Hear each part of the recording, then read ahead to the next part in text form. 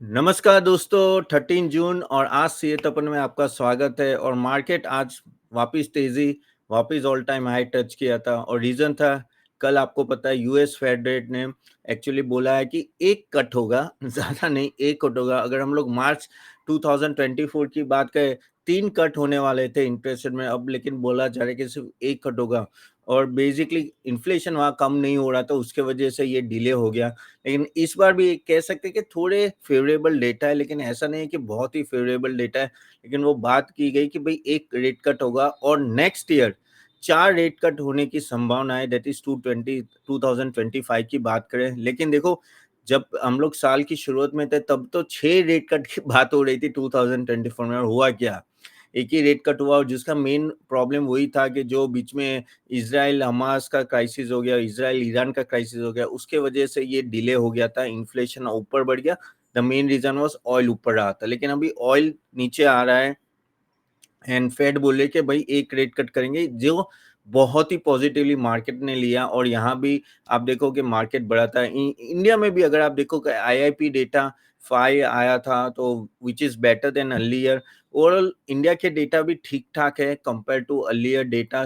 हाँ, लेकिन अगर हम लोग यहाँ की बात करें तो इन्फ्लेशन काफी बेटर कंट्रोल में कंपेयर टू यूएस। और एक रीजन है कि एक तो ऑयल नीचे आ रहा है, तो वो एक बड़ा फैक्टर है। और बात चल रही कि अगस्त या अगस्त या सितंबर में ना शायद यहाँ से भी आरबीआई रेट कट करेंगी। यानी आरबीआई तो बोले कि हम लोग यूएस को फॉलो नहीं करेंगे, अगर लगा हमें तो हम लोग रेट कट करेंगे। नॉर्मली ऐसा होता नहीं है, लेकिन इस बार ऐसे आरबीआई बात करी। ईसीबी की बात करें तो ईसीबी ने ऑलरेडी 3 दिन पहले रेट कट किया, स्वीडन ने किया है, आगे स्विट्जरलैंड ने किया था, चाइना ने भी रेट कट किया है। तो अभी रेट कट का माहौल चल रहा है। और रेट कट का माहौल चलेगा तो गाइस इकोनॉमी के लिए बहुत अच्छा है, स्टॉक मार्केट के लिए बहुत अच्छा है। किस तरह से अच्छा है, चलिए आप डिटेल में बात करते हैं कि अगर रेट कट होता है, जो होने वाला है कुछ महीनों में, 3 महीनों में, 6 महीने में, कितने महीने में होंगे पता नहीं, लेकिन रेट कट होता है तो कौन से सेक्टर में आपको निवेश करना चाहिए, कौन से सेक्टर यहाँ से भाग सकते हैं, तो वो हम लोग बात करेंगे आज। क्योंकि इन्वेस्टर को हमेशा रहता है कि भाई रेट कट का बेनिफिट किसके सेक्टर, और आप समझो रेट कट होगा उससे पहले ही ये सब सेक्टर्स भागने लगेंगे, इसलिए ये जानना बहुत ही जरूरी है। पर जाने से पहले गाइस, अगर आपने अभी तक हमारा चैनल सब्सक्राइब नहीं किया तो सब्सक्राइब कीजिए। Also like this video. और आपको कोई भी क्वेश्चन है कमेंट बॉक्स में डालिए, मैं आंसर करूंगा नेक्स्ट वीडियो में, जैसे नॉर्मली हर रोज वीडियो होते हैं। तो आज मैं कल जितने भी क्वेश्चंस आए थे उन सब का रिप्लाई करने वाला, तो do put it in the chat box and do like it. चलिए बात करते हैं रेट कट की। तो अब रेट कट होता है तो कौन से सेक्टर में फायदा होता है, तो एक के बाद एक सेक्टर्स लेते हैं। तो सबसे बड़ा एक के बाद एक सेक्टर में फर्स्ट सेक्टर लेते हैं रियल एस्टेट सेक्टर।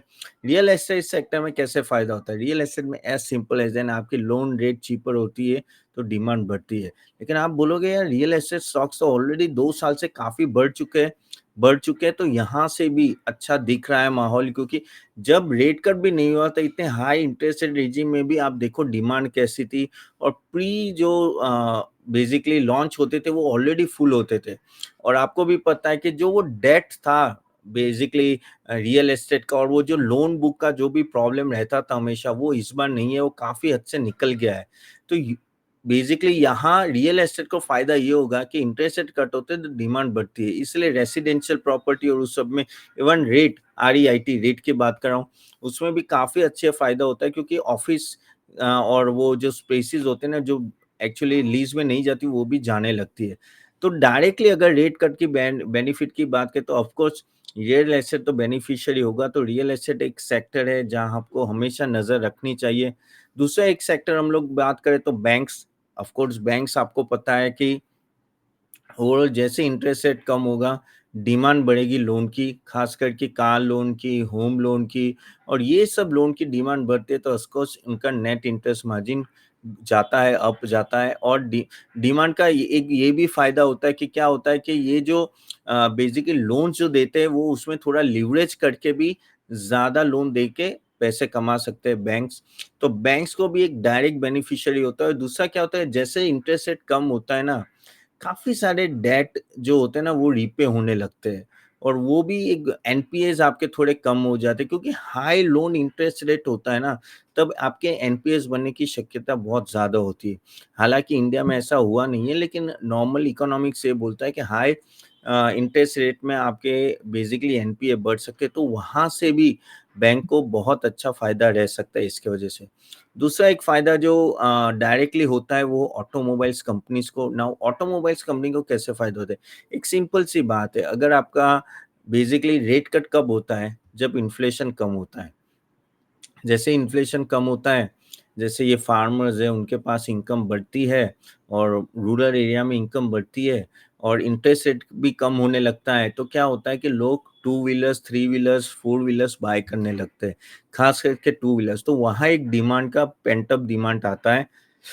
अगर हम लोग बात करें, और ये हकीकत है कि अगर आप लोग पिछले 2 डिकेड का डेटा भी लोगे ना, तो जो टू व्हीलर्स है ना, वो 2% से ग्रो हुए हैं। ये क्या ग्रोथ हुई? कोई ग्रोथ नहीं है।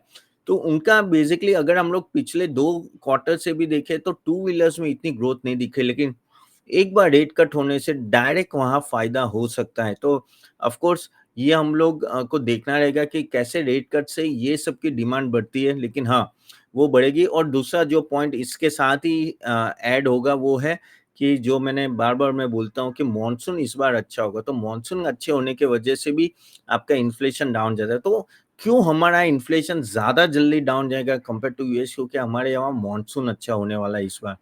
ये प्रेडिक्शन है 106% लॉन्ग टर्म एवरेज का। तो मॉनसून अगर अच्छा होता है तो आपको भी पता है कि नीचे जाती है, क्योंकि आपके एक तो एग्रीकल्चर सेक्टर में फ़ायदा होता है, सबकी प्रोडक्शन बढ़ती है और आपकी बेसिकली प्राइसिंग कम होती है।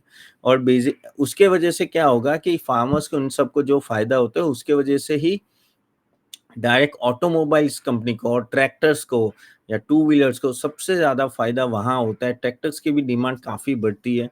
तो ये एक रिपल इफ़ेक्ट होता है, correct? Even agriculture will do well. Agriculture will do well not because of interest rate cut, agriculture will do well because of the monsoon. Monsoon plus मैंने जो कल भी आपको, अगर आपने वीडियो देखा हो तो शिवराज सिंह चौहान आ रहे हैं, तो एक प्लस पॉइंट है। अब 5 साल का दौरा है, देखें क्या करते हैं आगे जाके। बट यस, एग्रीकल्चर और उस तरह से ऑटोमोबाइल्स को भी डायरेक्ट फ़ायदा हो सकता है यहाँ। दूसरा एक जो मैं आपको बोलने जाऊँ कि इंटरेस्ट रेट कट से और कौन-सा बड़ा सेक्टर है जिनको इम्पैक्ट आता है, वो है IT sector. Now IT sector को कैसे इम्पैक्ट कर रहा है? देखो, आईटी सेक्टर का 90% जो होता है वो एक्सपोर्ट है, वो भी मेजरली बीएफएस है। आपने वो का अगर वीडियो देखा हो 2 दिन पहले में, वो देख लेना, जिसे मैंने डिटेल में बताया था। लेकिन बीएफएस है जो बैंकिंग फाइनेंशियल सर्विस का जो इंडेक्स है ना, बेसिकली नॉट इंडेक्स बट वो जो एरिया है, वहाँ वो ज़्यादा सर्विस प्रोवाइड करते हैं। तो यूएस में क्या हो रहा है कि because high interest rate regime में काफ़ी बैंक लुढ़क रही है।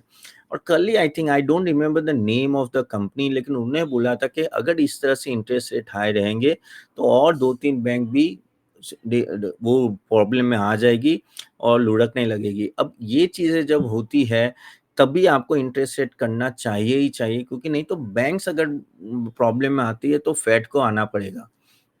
इंडिया में बाय गॉड ग्रेस ऐसी कोई सिचुएशन नहीं है, बट यूएस में खराब सिचुएशन है क्योंकि हाई इंटरेस्ट रेट एक लेवल तक इकोनॉमी है ना आपकी हाई इंटरेस्ट रेट बेयर कर सकती है।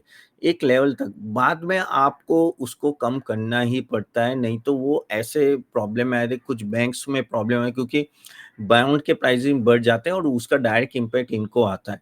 तो इसलिए ये चीज़ डायरेक्टली यूएस में क्या होगा कि छोटी-छोटी बैंक का इश्यू है, तो अगर इंटरेस्ट रेट कट होता है तो वहाँ एक प्रॉब्लम सॉल्व होगी। और क्या है उसका अभी अगर हम लोग बात करें कि ये जो बैंक्स है ना, वो डायरेक्टली जो आईटी में जो स्पेंड करती है वो मेजरली इंडियन कंपनी से जाता है, एक्सपोर्ट होता है। अराउंड 7% के आसपास उनका बेसिकली आईटी स्पेंडिंग है। अभी काफ़ी सारी बैंक्स ने अपना आईटी स्पेंडिंग होल्ड करके रखा हुआ है।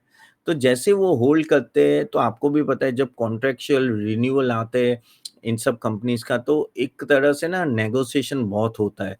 और नेगोशिएशन में आपका मार्जिन नीचे जा सकता है और वही प्रॉब्लम अभी इन सब आईटी कंपनीज़ में हम ये लोग फेस कर रहे हैं, क्योंकि आईटी कंपनीज़ का मैक्सिमम एक्सपोज़र यूएस, यूरोप और वो सब कंट्रीज़ में है और वहीं ये एक प्रॉब्लम चल रहा है। तो जैसे ही वहाँ इंटरेस्ट रेट कट होगा, बैंकिंग सेक्टर सुधरेगी, बैंकिंग सेक्टर सुधरेगी तो बेसिकली आईटी में स्पेंडिंग बढ़ेगी, और आईटी में स्पेंडिंग बढ़ेगी तो ये सब आईटी कंपनीज़ को डायरेक्टली फ़ायदा हो सकता है। इसलिए बोलते हैं कि जैसे इंटरेस्ट रेट कट होता है, आईटी विल डू वेल। तो ये कोरिलेशन हमेशा आपको ध्यान रखना है। क्यों ध्यान में रखना है? क्योंकि मेजर एक्सपोर्ट है। अगर इंडियन कंपनीज़ इंडिया को ही, जैसे इन्फोसिस, टीसीएस ले लो या एचसीएल ले लो, अगर वो 90% इंडिया को ही सर्विस देती होगी तो ये सब टेंशन लेने की ज़रूरत नहीं थी। लेकिन क्योंकि वो आउटसाइड सर्विस देती है, हमें ये सब देखना बहुत ही ज़रूरी है। और ये भी समझ लो आपके, ये क्या एक साथ होगा, जो भी होने वाला है या जो भी स्टॉक्स भागना एक साथ नहीं, ये धीरे-धीरे होगा। लेकिन एक बात तो तय है कि मार्केट आपका वेट नहीं करेगा कब इंटरेस्ट रेट कट होगा और कब मैं ऊपर जाऊँगा, नहीं। Market will preempt the things, and when market start preempting things, stock price movement जो सेक्टर्स में आते हैं ना, वो स्लोली एंड ग्रेजुअली, वो कहते हैं ना, कछुए के चाल से ऊपर-ऊपर बढ़ेंगे। आपको ऐसा डायरेक्टली विजिबल नहीं होगा, लेकिन वो ऊपर-ऊपर जाएँगे, ठीक है? दूसरा एक सेक्टर जो मैं भूल गया कि वो है एफएमसीजी सेक्टर। डायरेक्टली वो एग्रीकल्चर से रिलेटेड, डायरेक्टली वो महंगाई से रिलेटेड है। Not at the inflation rate, but of course agriculture sector थोड़ा ऊपर आएगा तो कॉस्ट ऑफ प्रोडक्शन कम होगी, महंगाई कम होगी तो कॉस्ट ऑफ प्रोडक्शन, तो उनका मार्जिन भी बढ़ सकता है, और एक तरह से वो डिफेंसिव सेक्टर है। इसलिए आपने देखा होगा कि जब 4 जून का प्रॉब्लम है तो काफ़ी लोग डिफेंस सेक्टर में गए थे। तो अगर ओवरऑल हम लोग भी बात करें गाइस कि किस तरह से इंटरेस्ट रेट हेल्पफुल होता है, तो इंटरेस्ट रेट का कम होना वो ज़्यादा हेल्पफुल है कंपेयर टू इंटरेस्ट रेट बढ़ना। और ये चीज़ हमेशा आपको ध्यान में रखें, क्योंकि इंटरेस्ट रेट बढ़ती है, उसके रेप्लिकेशन बहुत बड़े-बड़े आते हैं। ठीक है, बाय गॉड ग्रेस स्टिल हम लोग ग्रो कर रहे हैं 7.2% से, which is quite a good rate, quite a good GDP rate. लेकिन ये सस्टेन हो गया, लेकिन आगे जाके अगर हम कंटिन्यूअसली 8 के आसपास ग्रो करना है, आपका इन्फ्लेशन नीचे आना बहुत ज़रूरी है, आपका इंटरेस्ट रेट नीचे आना बहुत ज़रूरी है। अगेन ये एक साइकिल होती है। आई थिंक 2000 मे बी 22-23 से ये जो इंटरेस्ट रेट बढ़ रहे हैं, मेनली रशिया यूक्रेन क्राइसिस से ज़्यादा बढ़ रहे हैं। तब से अभी तक 2 साल हमने हाई इंटरेस्ट रेट का रिजिम देखा है। अब थोड़े टाइम बाद हम लोग लो इंटरेस्ट रेट धीरे-धीरे देखेंगे, और उसका पॉजिटिव इम्पैक्ट मार्केट में ज़्यादा होना चाहिए कंपेयर टू नेगेटिव इम्पैक्ट। ये तो मैंने कुछ सेक्टर्स की बात की थी, लेकिन आपको इसमें जाके डीप में जाके समझना है कि किस सेक्टर में इन्वेस्ट करना है, कौन से स्टॉक बेनिफिशियल होंगे। लेकिन जब एक टेलविंड आता है आपके पीछे, टेलविंड माने क्या? कि एक पॉजिटिवनेस आती है उस सेक्टर में, और वो सेक्टर्स का प्रॉफिटेबिलिटी टर्नओवर बढ़ने लगता है, तो आप एक अच्छी खासी रैली देखते हो वो सेक्टर में। तो आपको हमको वो जाके देखना है कि कैसे कैसे एवेल्यूएट करना वो सब। और गाइस, अगर आप सीखना चाहते हो ये सब कैसे करना है, तो कमेंट बॉक्स में लिंक दिया है, आप हमारा नेक्स्ट सेशन अटेंड कर सकते हो, जो आपको बताएगा किस तरह से अप्रोच करना है इन सब सेक्टर्स को। तो चलिए, ये बात थी ओवरऑल इंटरेस्ट रेट सिनेरियो की। इन शॉर्ट एक ही बात है कि होपफुली एक रेट कट होगा इस बार फेड से, नेक्स्ट ईयर 4 रेट कट की उम्मीद है, लेकिन ये सब उम्मीद है, अभी तक हुआ नहीं है। जैसे मैं बोला, जब तक होगा नहीं तब तक पता नहीं चलेगा। और इंडिया में भी कंफर्टेबल पोजीशन है, तो things are looking much much better. तो आप बोले कि क्या तपन कल से हम लोग बाय करना चालू कर दें इन सब स्टॉक्स में? एक चीज़ है गाइस, हम समझ लो आज भी हमने ऑल टाइम हाई टच किया है। तो ऐसा तो नहीं है ना कि बाज़ार सस्ता है, कि आपको सब कुछ सस्ते में मिल रहा है। नहीं, नहीं, अच्छे खासे भाव पे मिल रहा है। तो थोड़ा समझ जाओ, देख लो किस तरह से जा रहा है। लेकिन हाँ, जो मैंने सेक्टर डिस्कस किए उसमें पोटेंशियल बहुत है। Again, just a suggestion not a recommendation, आपको खुद का रिसर्च करके डालना है। मैं जस्ट आपको सजेशंस दे सकता हूँ as a SEBI registered research analyst, लेकिन खुद का रिसर्च किया नहीं तो सेबी वाले हमारे पीछे पड़ जाएँगे। तो ठीक है, ये सब चीज़ें आप ध्यान में रखो और फिर ही इन्वेस्ट करो, ठीक है? अभी हम क्या करते हैं कि हम चलो क्वेश्चन आंसर लेते हैं, कल के काफ़ी सारे क्वेश्चन्स आए हैं। और गाइस, बिफोर आई गो, आपके कोई क्वेश्चन है कमेंट बॉक्स में डालें, I will surely take next time, next यानी कल के वीडियो में ले लेंगे। And do like and share this video guys, okay? चलिए, तो क्वेश्चंस ले लेते हैं पहले। तो पहला क्वेश्चन है अजय मन 923 का, कि Poonawalla share finance is falling, what to do? I think wait कीजिए अजय जी, आपको अगर जल्दी ना हो तो, क्योंकि at the end of the day, जैसे मैंने बोला, इंटरेस्ट रेट कट सिनेरियो आएगा, इंटरेस्ट रेट थोड़ा थोड़ा करके नीचे जाएगा, तो ये सब एनबीएफसी उन सबको भी ज़्यादा फ़ायदा होगा कंपेयर टू बैंक्स ऑल्सो। तो मेरे हिसाब से पूनावाला है और उन सब में इतनी जल्दी मत करो, थोड़ा वेट करो। I think things will be settle down and company तो ठीक-ठाक ही है, ऐसा कोई नहीं। Again suggestion, do your own research before investing. Sanjay Deep Das बोल रहे 6303 I am a beginner which stock is best for me. Sanjay ji आप एक not Sanjay Sayandeep Sayandeep Das, sorry my mistake. Sayandeep आप हमारे आगे के वीडियोस देख सकते हो, वो वीडियोस में हमने काफ़ी डिटेल में बताया काफ़ी सारे स्टॉक्स के बारे में। आप देखिए मैं डायरेक्टली आपको रेकमेंड नहीं कर सकता पर वो देख सकते हो या तो हमारा मैं कमेंट बॉक्स में वो लिंक दी है वो अटेंड कीजिए तो आपको काफ़ी सारी इन्फॉर्मेशन मिल जाएगी। Okay. Then mister black jack का क्वेश्चन है, बहुत बड़ा क्वेश्चन है लेकिन उनका इनडायरेक्टली मैं आपको बोल देता हूँ कि वो बोले कि potential rate change in US affecting capital front pattern in उससे ज़्यादा फ़र्क नहीं पड़ेगा कि वहाँ इंटरेस्ट रेट से I don't think India pharmaceutical companies directly link है यूएस से लिंक है लेकिन वो ऑफ कोर्स हमारा मेजर एक्सपोर्ट वहीं जा रहा है। लेकिन मेरे से इंटरेस्ट रेट से इतना लिंक नहीं है। I think interest rate cut होगा, इकोनॉमी बढ़ेगी तो यूएस इंडियन फार्मा को फ़ायदा होगा और Indian pharma is comparatively now doing well. तो मुझे जो सेक्टर्स के नाम दिए मुझे वहाँ डायरेक्ट इम्पैक्ट है कंपेयर टू यूएस से, तो आई डोंट थिंक कि ये सेक्टर में ज़्यादा बदलाव होगा unless there is a US FDA issue in any 1 और 2 स्टॉक्स और उनका प्रोडक्शन रुक गया और वो सब तो बात अलग है। ओके। अगेन ये क्वेश्चन इसलिए पूछ रहे हैं क्योंकि कल हमने फार्मा सेक्टर का वीडियो बनाया था उस संदर्भ में पूछ रहे हैं। Again how much digital information technology play big role. 100% बहुत प्ले करता है। Even R&D and all that no one of the major role is that only. R&D तो बहुत ही मेजर रोल है क्योंकि आप नई नई दवाई नहीं बनाएंगे, नए नए पेटेंट नहीं पाएंगे तो आपकी दवाइयाँ चलेंगी कैसे। आपको भी पता है वो पेटेंट लेने पड़ता है। तो I think that is a thing. What are the key risks for the future pharmaceutical for next to 12 months? तो मुझे तो ज़्यादा रिस्क सच बोलूँ तो मिस्टर ब्लैक जैक ये एक ही लग रहा है कि कोई यूएस एफडीए इश्यू कोई कंपनी को हिट होता है तो वहाँ ज़्यादा इश्यू है। अदरवाइज़ अगर आप डिमांड को तो डिमांड तो अच्छी है, डिमांड में ऐसा कोई प्रॉब्लम नहीं है और इंडिया में भी डिमांड रहेगी। वर्ल्ड ओवर जैसे इंटरेस्ट रेट कट होगा, एक तरह से तेज़ी आती है तो डिमांड फार्मास्यूटिकल बढ़ेगी, कम नहीं होगी। तो ये चीज़ आप ध्यान में रख सकते हो। शांतनु जोशी 1682 बोले कि American market cut by 40% there will be effect on India market. अच्छा, एक प्रिडिक्शन है मिस्टर डेंट का 2025 में कि मार्केट 40% से गिरेगा। ये मैंने भी सुना है। लेकिन यार ये सब चीज़ों पे जाना नहीं चाहिए शांतनु जी। देखो यार किसी ने कल का सोचा नहीं, इतना प्रिडिक्शन देख के क्या हम लोग अभी का क्यों दिन बिगाड़े, ओके? तो मेरे हिसाब से तो ठीक है, होना होगा तब हो गया, तब देख लेंगे यार, अभी तो नहीं दिख रहा है मुझे और अभी ऐसे कोई इंडिकेशन है और मुझे पता भी नहीं अगर होगा तो क्यों होगा? तो I think one as a rational investor अगर आप लॉन्ग टर्म इन्वेस्टर हो तो आपको ये ऊपर-नीचे चलता रहेगा, उतना सुधार टेंशन नहीं लेना है। हाँ, at the end of the day long term अगर स्टॉक प्राइस ऊपर जाने वाला है तो टेंशन लेने की ज़रूरत नहीं है। ठीक है? पंकज जैन बोले कि सर आपने जैसे बोला फार्मास्यूटिकल इन डेप्थ स्टडी करना है लेकिन मटेरियल कहाँ से मिलेगा? बेसिकली पंकज जी आपको है ना थोड़े रिसर्च रिपोर्ट्स पढ़ने पड़ेंगे। इवन फार्मास्यूटिकल अगर आप हमारे मेंबर ही हो तो कोर्स में भी एक फार्मास्यूटिकल का एक वीडियो एक सेक्टर एनालिसिस में आप वो जाके देख सकते हो।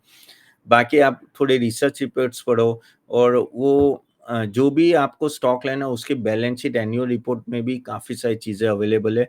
तो डायरेक्टली वहाँ से आप देख सकते हो। मेरे हिसाब से अगर आपको सही में डीप जाना है तो research report are the better option pharmaceutical companies तो वहाँ से आपको काफ़ी चीज़ें पता चलेगी। देन विनय अंकरिया एवाकांट बॉट एट 140 एवाकांट मुझे पता नहीं कौन से स्टॉक की बात कर रहे हैं। अच्छा साइंट साइंट बाय करा है आपने तो साइंट में 100% आप वेट कीजिए। अब देखो मैंने जैसे बोला कि आईटी भी एक लेवल से ऊपर आना चालू कर देगी क्योंकि क्या है कि इंटरेस्ट रेट कट होगा तो बेनिफिशियली आईटी भी होगी। तो I think one should wait. हाँ, मुझे पता है डाउनवर्ड ट्रेंड काफ़ी लंबा रहा, लेकिन आई थिंक कभी ना कभी रिवर्सल होगा थोड़े महीने बाद जैसे इंटरेस्ट रेट कट होंगे, तो I think you should wait for that. ठीक है? विजय बोल रहे कि sir thanks for question regarding sugar stock. उनका पूछना है कि global health, Adani gas, Cyient और लेटन view. I think global health limited no, I think आप होल्ड कर सकते हो, साइंट होल्ड कर सकते हो, लेटन व्यू भी होल्ड कीजिए। अदानी गैस का बस वही एक इशू है कि जो मुझे still I am not sure about Adani gas, क्योंकि again just a suggestion not a recommendation, but Adani gas का वही है कि गैस प्राइसिंग और वो सब इनके कंट्रोल में नहीं है। एंड अगेन रिन्यूएबल्स और उन सब में भी फायदा तो अभी आ रहा है, बट मेरे हिसाब से अदानी गैस से अगर आप दूर रख सकते तो रहे, तो बाकी 3 स्टॉक्स ओके है। DSV, I have Markson Pharma, Caplin Point. I think both are good. इसमें कोई मुझे इतने खास प्रॉब्लम नहीं लग रही है। मार्क्सन फार्मा ने भी बहुत अच्छा काम किया है, कैप्लिन पॉइंट आई थिंक दोनों वेट कर सकते। फार्मा एक से एक लेवल से, जैसे कल ही मैंने जो रिपोर्ट निकाला फार्मा पे, वहाँ आप देख सकते हो ना कि अच्छी खासी वो कहते हैं ना रिकवरी भी आई हुई है। ओके, दूसरा एक क्वेश्चन है मुकेश श्रॉफ सब, कैनेरा बैंक और bank of Maharashtra is worth buying. Canara bank still I can think about, not for the bank of Maharashtra. Canara bank का तो भी काफी अच्छा ऑपरेशनल परफॉर्मेंस रहा है और things are much much better for Canara Bank. So again just a suggestion not a recommendation, but do your own research before investing. I think I go for, मुझे ऐसा लग रहा है कि Canara Canara Bank is much more better position than Bank of Maharashtra. Okay. Vijay the Cool, Tapanji, any insight on Dhatre Udyog, IFCI and JK Tyre?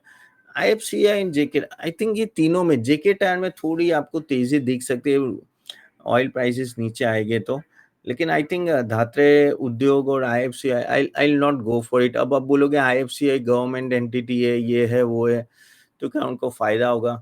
होगा तो होगा, but I am not confident about this company. Okay, Henry बोले spectacular, thank you. Then दूसरा question है गायत्री का, trend company how much progress expected? Gayatri Gayatri M3819 trend, जैसे मैंने बोला कि ये स्टॉक अच्छा है, वैल्यूएशन हाई है, लेकिन क्या करे, इसका इसका कंटिन्यूअस रिजल्ट भी अच्छा रहा है। मेरे हिसाब से अगर आप होल्ड कर रहे हो तो होल्ड करे रखो, स्टॉप लॉस रखो, लेकिन आई डोंट नो यार, इस लेवल पे इतने हाई वैल्यूएशन में आपको एंटर करना चाहिए। 90-95 है, उसका पी भी काफी हाई है, तो वैल्यूएशन काफी हाई है। अब इस वैल्यूएशन में एंटर करना नहीं करना, वो I am doubtful. But otherwise अगर आप गायत्री जी अगर ये स्टॉक होल्ड कर रहे हो तो स्टॉप लॉस के साथ होल्ड कीजिए। I think still good news में कम, एंड इकोनॉमी थोड़ी और रिवाइव होती है तो इनको फायदा हो सकता है। ठीक है, then yes I think that's all. By the way guys, I think और क्वेश्चंस हम लोग बाद में लेंगे, और आपके कोई क्वेश्चन है तो डू कमेंट बॉक्स में डालना, मैं जरूर कल में लूंगा। ठीक है, आई थिंक मैंने खत्म तो कर दिए थे mostly questions, but now guys one thing is for sure guys, things are much much better here. Election is out of the way, अभी हम लोग कंपनी के रिजल्ट्स पे फोकस करेंगे। जुलाई से स्टार्ट हो रहा है और इंटरेस्ट रेट कट पे कर, होपफुली मॉनसून सीजन अच्छा होगा तो वो एक पॉजिटिव रहेगा हमारे लिए। तो गाइस दैट्स ऑल आज के लिए गाइस, होप आपको ये वीडियो अच्छा लगा। वीडियो अच्छा लगे तो do like and share this video to everyone, और मैं मिलता हूँ आपको कल शाम को वापस। Okay, see you then, bye bye.